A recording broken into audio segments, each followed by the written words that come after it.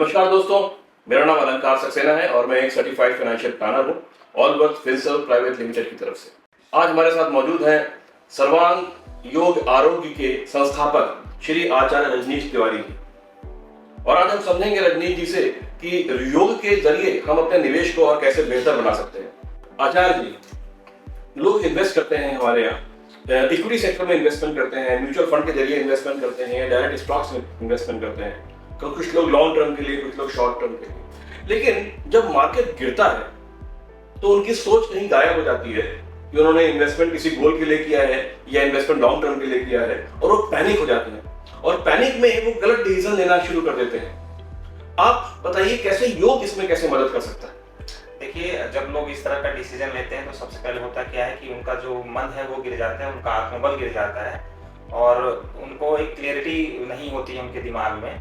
तो इस वजह से वो ऐसा डिसीजन लेते हैं। अब इसके लिए अगर वो चाहें कि उनको सही डिसीजन लेना है तो इसके लिए सबसे पहले उनको अपने मन को शांत करना पड़ेगा और उनको बारीकी से देखना पड़ेगा कि लॉन्ग टर्म में या शॉर्ट टर्म में मेरे ऊपर क्या इफेक्ट पड़ रहा है, मेरे फंड के ऊपर क्या इफेक्ट पड़ रहा है। तो उस हिसाब से फिर वो डिसीजंस लें मन को शांत रखते हुए, तब शायद वो सही डिसीजन ले पाएंगे। तो आचार्य जी, मैं यही पूछना चाह रहा हूँ आपसे कि मन को शांत करने के क्या उपाय हैं? योग में किस तरीके से हम मन को, कौन सा योग करके या क्या तरीका है जिससे अपने मन को हम इन विकट परिस्थितियों में भी शांत रख सकते हैं? देखिए, विकट परिस्थितियों में मन को शांत रखने का सबसे अच्छा एक मैं आपको चीज बताता हूँ। भगवत गीता में कहा गया है समत्वम योग उच्यते, और जो भगवत गीता है वो एक युद्ध के मैदान में बोली गई है, कृष्ण के द्वारा अर्जुन को बोली गई है। तो उससे विकट परिस्थिति क्या हो सकती है? तो ये जो समय चल रहा है युद्ध का, वो चाहे आंतरिक युद्ध हो या बाहरी युद्ध हो, हर कोई किसी ना किसी प्रकार की युद्ध से जूझ रहा है। तो आपकी जो शांति की पहचान है, अगर असल में वो शांति है तो उसका टेस्ट तो युद्ध में ही होगा। तो इस समय जो शांत है तो इसका मतलब कि वो सच्चा योगी है जिसने अपने मन को नियंत्रित कर रखा है, अपनी भावनाओं को नियंत्रित कर रखा है। तो अब इसके लिए करना क्या होगा कि कुछ आपको एक्टिविटीज करनी होगी, कुछ क्रिया करनी होगी।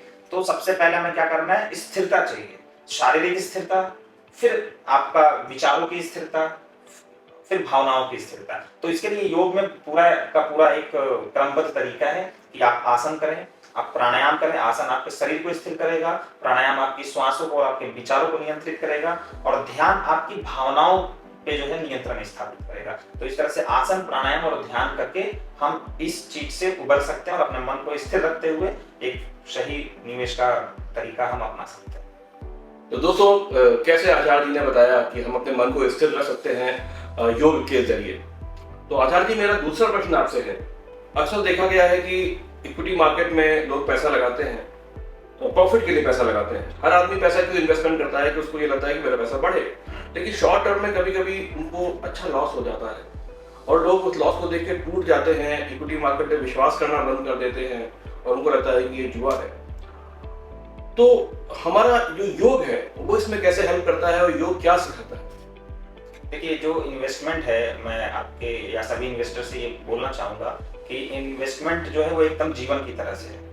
जीवन में भी बहुत तरह की समस्याएं आती हैं, लेकिन हमारा जो जीवन का उद्देश्य होता है हम कहीं ना कहीं उसको पूर्ण करने में सफल हो ही जाते हैं। और योग जो कहता है, योग की जो एक डिफिनीशन है, बहुत ही सिंपल सी डिफिनीशन है कि योग जीवन जीने की कला है। Yoga is the art of living. तो अब योग के 3 प्रकार हैं, जो मुख्य प्रकार है, जो आपके इस प्रश्न के लिए बहुत सटीक है। पहला है ज्ञान योग, दूसरा है कर्म योग और तीसरा है भक्ति योग। तो जब भी आप इन्वेस्टमेंट कर रहे हैं तो सबसे पहले तो आप जागरूक रहिए, आप उसके बारे में स्टडी कीजिए, आप देखिए कि वो क्या आपके गोल को पूरा कर पा रहा है, आपकी नीड को पूरा कर पा रहा है। जब ये सारा रिसर्च करके आपने एक बार इन्वेस्टमेंट किया तो अब आपको अपने इन्वेस्टमेंट पे और खुद पे भरोसा होना चाहिए। आपने कर्म कर दिया, अब उस कर्म पे आपको विश्वास करना है और निष्काम भाव से। एक बार आपने कर्म कर दिया, अब फल की चिंता नहीं करनी है। फिर आता है भक्ति योग। भक्ति योग हमें क्या सिखाता है? सरेंडर करना। तो आपने क्या किया, अब आप पूरी तरह से सरेंडर हो चुके हैं, क्योंकि अगर आप सरेंडर नहीं करते हैं तो आप कहीं ना कहीं मानसिक तनाव में, उलझनों में उलझे रहेंगे, और ये मानसिक तनाव आपको इतना नकारात्मक कर देगा वैचारिक रूप से कि आप कहीं ना कहीं फिर गलत डिसीजन ले लेंगे या फंड को निकाल लेंगे। तो भक्ति करना मतलब सरेंडर करना जरूरी है। आप निश्चिंत होकर अपना जीवन जिए मुस्कुराते हुए, ठीक है।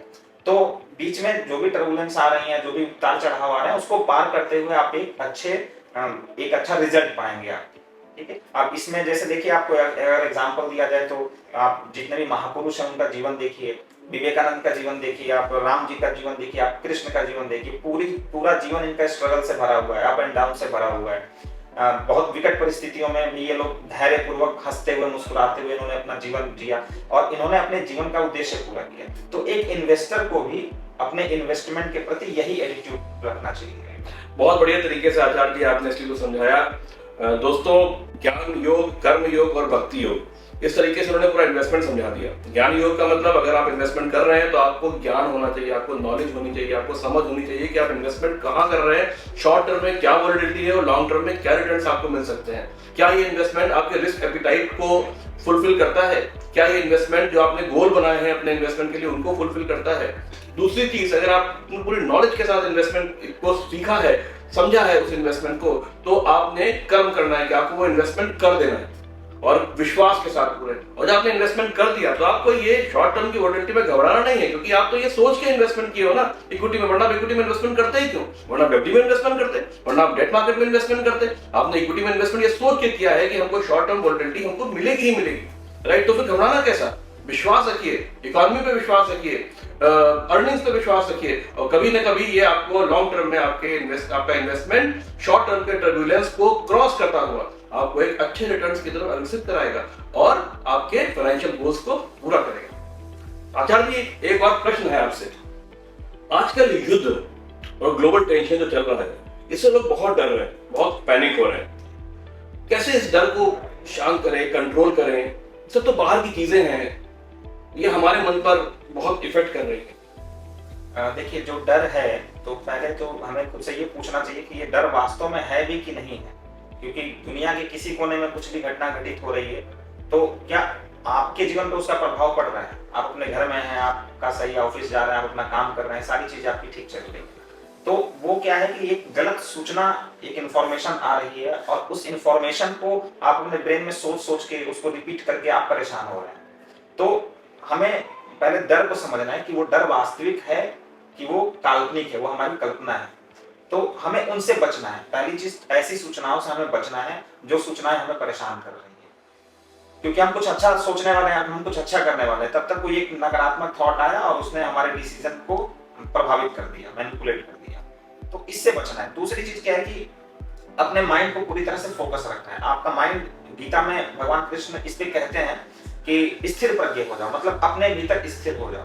तो आप अपनी सुनिए, आप अपने मन की सुनिए कि आप क्या डिसाइड करना चाहते हैं, आप क्या करना चाहते हैं, और उन चीजों को, बाहरी कारकों को आप अपने ऊपर हावी मत होने दीजिए। दूसरा चीज क्या है, डर को अगर एक इंसान के रूप में हम देखते हैं तो डर आपसे जितना दूर रहेगा उतना आपको डराएगा। तो आप डर को अपने करीब में रखिए, ठीक है? क्योंकि आप डर को जानते हैं। अगर कोई व्यक्ति आपसे दूर है तो हो सकता है आप उसे ना जान पाए, लेकिन कोई व्यक्ति आपके पास में है तो आप उसको जानते हैं, तो उससे बचने के उपाय भी आप कर सकते हैं। तो आप देखिए कि आपका डर के कौन कौन से कारण हैं। उन कारणों के प्रति अगर आप जागरूक रहेंगे तो आपका डर ऑटोमेटिक खत्म हो जाएगा। तो बस जागरूक होने की आवश्यकता है। अगर आप अपने प्रति और अपने आपके जो रीजन है उनके प्रति अगर आप जागरूक हैं तो आपका डर खत्म हो जाएगा। तो इन सब, पहले तो डर की हमें एनालिसिस करनी है कि वो डर वास्तव में है भी कि नहीं है। तो ध्यान इसमें काफी हेल्प करता है। तो मेडिटेशन की बात कही है गुरुजी ने कि मेडिटेशन अगर आप करते हैं, ध्यान करते हैं अगर आप, तो आप डर से करीब रखते हुए भी आप उसके कारणों को जानेंगे और उस डर के कारणों को जानने के बाद आप उससे दूर हो जाएंगे। तो गुरु जी का कहना यह है कि जो चीज आपके हाथ में नहीं है, जो चीज आपके कंट्रोल में नहीं है, उस पर स्ट्रेस लेने की कोई जरूरत नहीं है। कुछ चीजें होती हैं, देश के किसी कोने में होती हैं और वो अपने आप खत्म भी हो जाती हैं। कितने युद्ध हम लोग देख चुके हैं, शायद आप उन्होंने देखे हों या ना देखे हों, हमारे लोगों ने देखे, पूर्वजों ने देखे। और हर घटना के बाद, हर बुरी घटना के बाद, हर बुरे समय के बाद अच्छा समय आता ही है। हमारा दुख के बाद सुख और सुख के बाद दुख और दुख के बाद सुख ही को आना है। तो एक प्रश्न और हम आप दर्शकों की तरफ से आपसे पूछेंगे। निवेश की दुनिया में एक एक्रोनिम होता है जिसको हम लोग बोलते हैं फोमो। इसका फुल फॉर्म होता है फियर ऑफ मिसिंग आउट। अक्सर ये देखा गया है कि इस डर से कि कहीं मुझसे मिस ना हो जाए, लोग गलत निवेश के डिसीजन ले लेते हैं। जैसे कहीं से कोई कॉल आया, किसी के पास गारंटेड रिटर्न के बारे में बात करी साल का 25% रिटर्न, 35% रिटर्न, 40% रिटर्न, और उसमें उन्होंने शर्त लगा दी कि अगर आपने 1 घंटे के अंदर नहीं कर दिया तो आपको ये और फायदा होने वाला है। तो सिर्फ इसलिए कहीं मेरे हाथ से निकल ना जाए, लोग उस डिसीजन को पकड़ लेते हैं कि जानते बूझते हुए भी कि हमारी security and exchange board of India, ये गवर्नमेंट जो है हमेशा ये बोलती है कि आप गारंटेड रिटर्न में कभी विश्वास ना करें और ना उनके साथ एसोसिएट हों। अक्सर ऐसा होता है कोई बड़ी न्यूज आ जाती है मार्केट में, तो लोग सिर्फ इसलिए कि ये न्यूज हमसे भाग ना जाए कहीं और अपना बड़ा पैसा इन्वेस्टमेंट कर देते हैं, लेकिन बाद में मालूम पड़ता है कि वो एक फेक न्यूज थी या न्यूज इतनी बड़ी नहीं थी, उनका लॉस हो जाता है। तो इस तरीके के फोमो से बचने के लिए हमारे योग में क्या बताया गया है? देखिए, जो इस चीज को हमें अगर समझते हैं तो इसमें हम देखते हैं कि जो भी लोग इस तरह की चीजों में फंसते हैं तो उनके अंदर दो चीजें देखने को मिलती है। एक उनका सबसे बड़ा डर और एक उनका सबसे बड़ा लालच। या तो वो डर की वजह से गलत डिसीजन ले लेते हैं, या उनको कोई प्रलोभन देता है तो वो लालच में आके गलत डिसीजन ले लेते हैं, और अंत में उनको मिलता क्या है? पश्चाताप। आपके पास भी ऐसे बहुत सारे लोग आते होंगे, आपसे पूछते होंगे कि मैंने ये गलत डिसीजन ले लिया, अब बताइए मैं क्या करूं। तो अब आपने तो कर दिया है, अब आपको फिर आप करेक्ट करते होंगे उस चीज को। योग ये कहता है, महर्षि पतंजलि कहते हैं योग सूत्र में, अभ्यास और वैराग्य। जो आपको, जिस चीज को आपको पाना है, जो आपके जीवन का गोल है, उद्देश्य है, उसको प्राप्त करने के लिए आपको सतत अभ्यास करने की आवश्यकता है। और जो चीज आपको नहीं चाहिए, लालच और डर, ये हमें भी पता है कि ये गलत चीज है, लेकिन कहीं ना कहीं हम उसमें फंस जा रहे हैं, हमारा उस पर कंट्रोल नहीं है। तो एक ही तरीका है, आप उसको पूरी तरह से इग्नोर कीजिए। वैराग्य का मतलब कि उन चीजों को पूरी तरह से इग्नोर किया जाए, और जो चीज चाहिए आपको उसका बार बार आप अभ्यास कीजिए। तो अब किन चीजों का वैराग्य तो हम समझ गए कि लालच और डर का हमें वैराग्य करना है, अभ्यास किन चीजों का करें, ठीक है। अब इसमें दो चीजें और हैं, तो हमें अभ्यास करना है अपने अंदर, क्योंकि जो मार्केट है वो डिपेंड करती है धैर्य पे और स्थिरता पे। तो हमें अपने अंदर धैर्य और स्थिरता को डेवलप करना है। तो अभ्यास हमें करना है अपने अंदर के धैर्य को बढ़ाने के लिए और अपने अंदर के स्थिरता को बढ़ाने के लिए। तो देखिए अलंकार जी, इसमें क्या है कि जो हठ योग है, हठ योग हमारे अंदर स्थिरता लाता है, शारीरिक और मानसिक स्थिरता। ध्यान की जो क्रियाएं हैं ये हमारे अंदर लाती हैं धैर्य लाती हैं हमारे अंदर। तो हठ योग और ध्यान योग, अगर इन दोनों चीजों का हम अभ्यास करते हैं तो हमारे अंदर ये दोनों चीजें, दोनों क्वालिटीज हमारे अंदर डेवलप होती हैं। अब कैसे करें? तो जो हठ योग में जो आसन है, तो संतुलन के आसन, जैसे वृक्षासन हो गया, गरुड़ासन हो गया, शीर्षासन का अभ्यास हो गया, वकासन का अभ्यास हो गया, तो ये जितने भी संतुलन वाले आसन हैं, इनका अगर अभ्यास करें हम, तो हमारे अंदर शारीरिक और मानसिक स्थिरता आएगी, ठीक है। दूसरा, ध्यान की अगर हम बात करें तो विपश्यना ध्यान जो एक तरीका है, टेक्निक है बुद्ध की और शिव की, ये सबसे प्राचीन और सबसे ऑथेंटिक विधि है। अगर इसका हम अभ्यास करते हैं तो हमारे अंदर धैर्य, पेशेंस बहुत ज्यादा डेवलप होगा। तो मैं सभी निवेशकों को ये सुझाव देना चाहता हूँ कि आप अपने अंदर धैर्य और स्थिरता लाने के लिए आप इन दो चीजों का अभ्यास जरूर करें। बहुत बहुत धन्यवाद आचार्य रजनीश जी। और दोस्तों देखिए, आपने योग कितना गहरा होता है, और जिस तरीके से योग को हमारे आचार्य जी ने इतनी खूबसूरती के साथ समझाया और आसनों के बारे में बताया, और ये भी बताया कि हम इन योग से सिर्फ अपने शारीरिक ही नहीं, मानसिक तनाव को, मानसिक अस्थिरता को भी खत्म कर सकते हैं। और बहुत से विकार जो हमारे अंदर आते हैं छोटी छोटी कारणों से, न्यूज़ से जो हम लोग सुनते हैं, और अब मेरे आसपास जो घटित होता है उससे जो भी विकार हमारे अंदर पैदा होते हैं, उनको भी हम योग से खत्म कर सकते हैं। तो मैं चाहता हूं कि आप भी योग स्टार्ट करें। अगर आपने नहीं स्टार्ट किया है, योग शुरू करें और अपने मन की अस्थिरता को खत्म करें, अपने लॉन्ग टर्म उद्देश्यों के पीछे ज्यादा कंसंट्रेशन करें, धैर्यवान बने चीजों को लेकर के और अपने पर विश्वास करें। तो एक अंतिम सवाल मैं जरूर आचार्य जी से करता हूँ। निवेश, जब हम स्टॉक मार्केट में निवेश करते हैं तो एक तरीका निवेश करने का होता है डेरिवेटिव के माध्यम से, और लोग ऑप्शंस में निवेश करते हैं, ऑप्शन के जरिए पैसा बनाने की कोशिश करते हैं। और ऑप्शन आज के समय में सबसे ज्यादा प्रचलित तरीका है जिसमें आप जल्दी पैसा बना सकते हैं और कम पैसा इन्वेस्ट करके पैसा बना सकते हैं। लेकिन यहाँ पे लोग ये भूल जाते हैं कि उनका पैसा जो जल्दी बनाते हैं जल्दी गिरता भी बहुत तेजी में है। और मैं आपको बताऊं कि 95-96% लोग इसमें लॉस ही करते हैं। इसीलिए उन लोगों ने इसको एक जुआ के तरीके से ही मान रखा है कि ऑप्शन मत करो, ऑप्शन एक जुआ है। बड़े बड़े ट्रेडर्स को मैंने देखा है, बड़े बड़े ट्रेडर्स को देखा है, जो लोग सिखाते हैं वो अपना पहला शब्द ये बोलते हैं कि भाई ऑप्शन में ट्रेड मत करो, ऑप्शन एक जुआ है। क्योंकि लोग लालच के मारे उसमें इन्वेस्टमेंट करते हैं कि कम पैसा लगाओ, बड़ा बना लो, और अक्सर ऐसा होता है कि बड़ा बनने के बाद वो सब चला भी जाता है और वो अल्टीमेटली लॉस में ही खत्म करते हैं। तो ये एक माइंड कंट्रोलिंग गेम है। जिनका माइंड उनके कंट्रोल में है, ठीक है, वो ज्यादा स्थिर रहते हैं इसमें, और जिनका माइंड उनके कंट्रोल में नहीं है वो इस बहाव में फंस जाते हैं। तो स्किल से ज्यादा ये माइंड कंट्रोलिंग गेम है। तो इसीलिए मैं आपसे ये प्रश्न कर रहा हूं, क्योंकि ये ज्यादा माइंड कंट्रोलिंग गेम है। जिनका माइंड उनके कंट्रोल में है वो इस गेम को या इस इन्वेस्टमेंट को अच्छी तरीके से कर सकते हैं। तो मैं चाहता हूं कि आप भी बताएं, योग में ऐसा क्या है जिससे अपने माइंड को बढ़िया तरीके से कंट्रोल अपने वश में कर सके हर समय। तो देखिए अलंकार जी, जैसा कि आपने बताया और जैसा कि अभी हम लोग पहले भी सारे डिस्कशंस कर चुके हैं, तो ये सारी चीजें उनसे जुड़ी हुई हैं।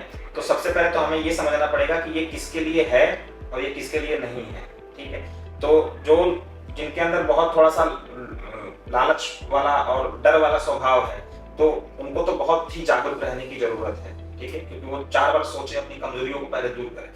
दूसरा चीज की जैसे कि आपने बताया कि पूरा का पूरा माइंड गेम है, तो ये जो गेम शब्द है खेल, तो अगर आप ऑलरेडी खेलपूर्ण है, अगर आप इसको खेल समझ के ही कर रहे हैं तब तो अच्छी बात है। तो इसमें बहुत एक सीरियसनेस होने की जरूरत नहीं है, कि जैसे ही आप सीरियस होते हैं तो आप जो एक थॉट, जो माइंड क्या है, माइंड फ्लो ऑफ थॉट है, तो आपको उस थॉट में जैसे ही आप फंसेंगे, एक थॉट गया दूसरा थॉट आया, एक थॉट गया दूसरा थॉट आया। साइंटिफिक तरीके से देखा जाए तो 60,000 थॉट्स हमें एक दिन में आते हैं, तो इतने सारे थॉट्स चल रहे हैं। अब उस थॉट्स पे आप चाहें कि कंट्रोल करें तो वो आपके बस की बात नहीं है, क्योंकि वो नेचुरल तरीके से चीजें हो रही हैं, ठीक है। तो अब हमें करना क्या है कि जो एक हमें बियॉन्ड थॉट जाना है, ताकि क्लियरिटी है कि हम जो भी काम कर रहे हैं, जो भी चीजें कर रहे हैं, वो क्यों कर रहे हैं, अब उसको कैसे करना है, इसके बारे में हमें सोचना है। तो आपका इंट्यूशन काम आएगा इसमें, क्योंकि गेम, आप कोई गेम खेलते हैं तो आप ये सोच कर नहीं खेलते हैं कि हम हार जाएंगे, आप पूरा प्रयास करते हैं। अगर आप हार भी जाते हैं तो भी आपको बहुत ज्यादा गम नहीं होता, और जीत जाते हैं तो फिर उसका आप सेलिब्रेट करते हैं उसको।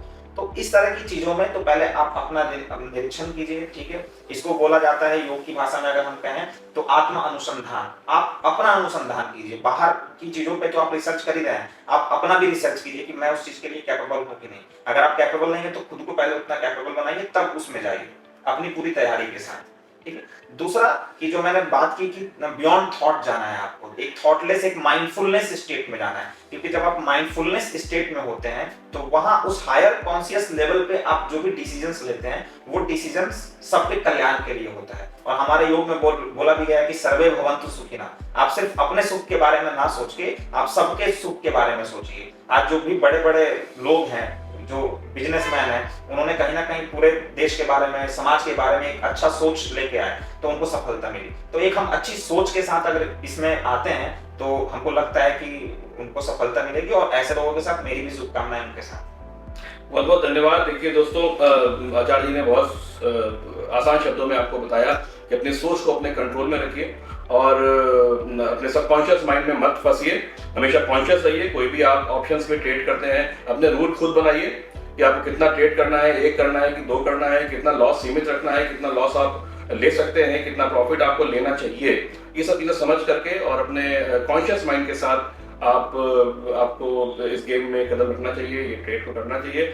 तो इसी के साथ हम अपने दर्शकों के साथ आपका बहुत धन्यवाद अदा करते हैं। बहुत बहुत धन्यवाद आचार्य जी, आप हमारे इस मीटिंग में आए, इस सभा में आए, और आपने जो भी हमारे दर्शकों को बताया, ज्ञान दिया, मुझे पूरा विश्वास है इस बात का कि इस आपके इस सब जो भी आपने बताया उससे हमारे लोग प्रभावित होंगे और उनको इसका बहुत ही अच्छा फल मिलेगा, उसको वो अपनाएं। बहुत बहुत धन्यवाद।